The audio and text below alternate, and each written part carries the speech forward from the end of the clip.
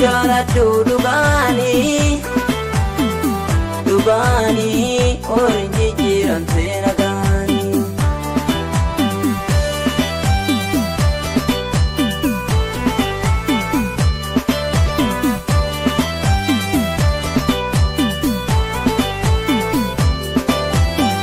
Jaalalli uumamaa kan waaqati waan dur jiruu dur hin jirre miti. Wal jaalanaa jennee adiifate kakannee walii ijoollummaatti. Afaan himaa sobdee na kakatte tokko haftee dhugaan fakkeessite.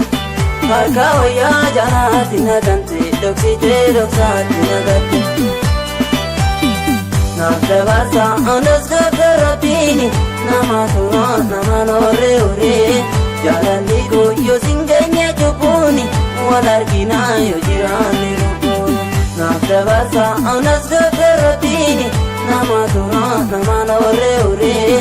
Jaalalli koo yoo sin geenye cubbuuni wal arginaa yoo jiraanne lubbuun.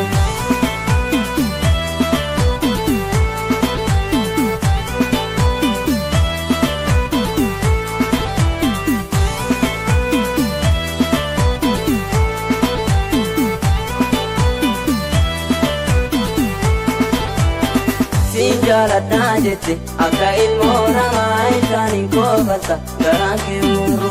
Jaalala uumama safuushii daabsitee baaftee gamaa horii gasiidha. Jaaladhaa jette akka ilmoo namaa ilkaaniin koofalta garaan kee muru. Jaalala uumama safuushii daabsitee baaftee gamaa horii gasiidha.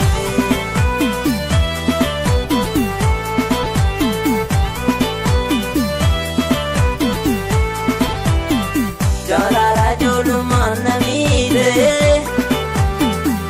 miidhee gaadii hanga hin qabne na hiite. Osoon si jaaladhu dhugaanii horiin jijjiiramtee nagaanii. Jaalala ijoollumaan na miidhee gaadii hanga hin qabne. Osoon si jaaladhu dhugaanii horiin jijjiiramtee nagaanii.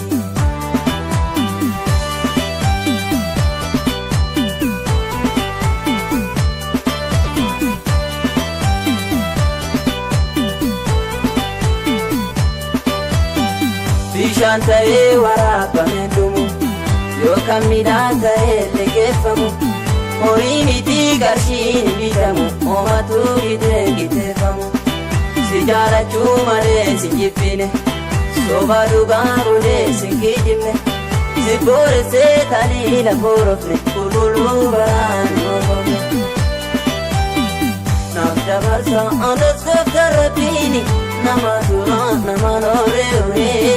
Jaalalli koo yoo sin geenye cubbuuni wal arginaa yoo jiraanne. Naaf dabarsa anas gaggaraabbiini nama turaa nama nooree horee. Jaalalli koo yoo sin geenye cubbuuni wal arginaa yoo jiraanne lubbuun.